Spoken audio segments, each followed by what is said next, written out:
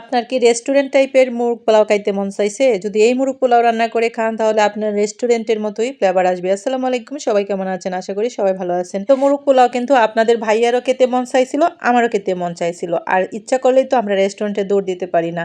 আসলে আমাদের ঘরে থাকা উপকরণ দিয়েই আমরা রেস্টুরেন্টের মতো বিরিয়ানি রান্না করতে পারি, মুরগ পোলাও রান্না করতে পারি। মুরগ পোলাও রান্না করার জন্য কি উপকরণ নিলাম? শাহি জিরার গুঁড়া নিলাম, পোস্তর দানা নিলাম, তারপর কাঠবাদাম, কাজু বাদাম, এলাচ, দারচিনি, 4টা লং, 4টা গোলমরিচ আর জায়ফল, জয়ত্রী। আর এগুলো একটু অল্প অল্প পরিমাণ নিলাম, যেহেতু আমি একটা মুরগ রান্না করব সেই পরিমাণে আমি নিয়েছি। আপনারা আপনাদের রুচি অনুযায়ী নেবেন। আমার হাতে পালা মুরগ দিয়ে কিন্তু আজকে আমি মুরগ পোলাওটা রান্না করব। আর এই যে এখানে আমি মাংসগুলা নিয়ে নিলাম, এখানে আমি সলিড মাংসগুলো নিলাম কাটা কুটা হাড় বাদ দিয়ে। এখানে আমি হলুদের গুঁড়া আর একটু টক দই দিয়ে কিছুক্ষণ ম্যারিনেট করে নিব।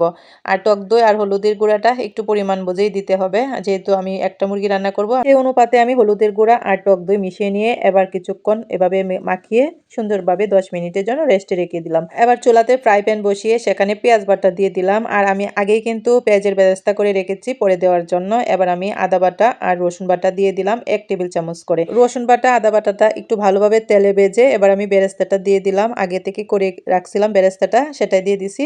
আর দিয়ে দিছি 1 কাপ পরিমাণে দুধ। আর এই দুধের ভিডিওটা স্কিপ হয়ে গেছে, চলুন দেখা যাক এখন আমি কি মশলা দেই।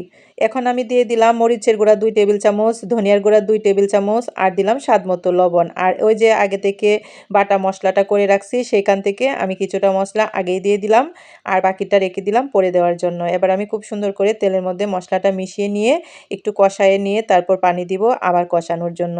এখন একটু পানি দিয়ে দিলাম এই যে কষানোর জন্য।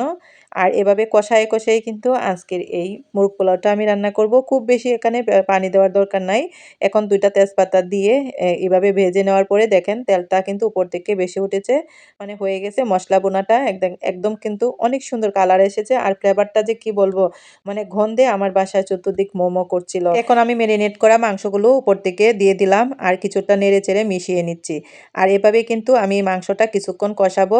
আর এখানে পানি ব্যবহার করব না, আগেই কিছুক্ষণ কষিয়ে নিয়ে তারপর পানি ব্যবহার করছি।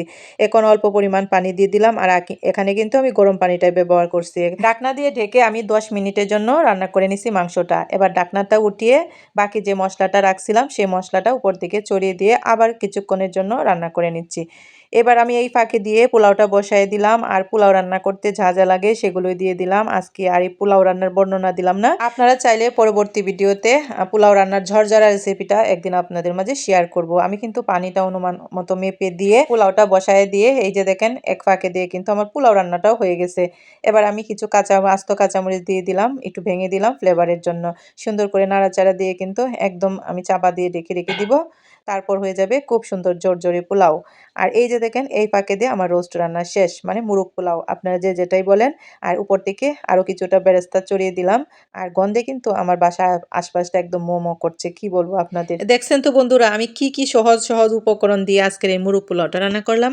যা যা উপকরণ দিছি এগুলো কিন্তু সবার বাড়িতে মোটামুটি থাকে। বেরেস্তা দেওয়ার পর এখন আমি কিন্তু উপর থেকে একটু ঘি ছড়ায় দিলাম। আর ঘিয়ের ফ্লেভারটা কিন্তু আরো সুন্দর আসে মুরগ পোলাও।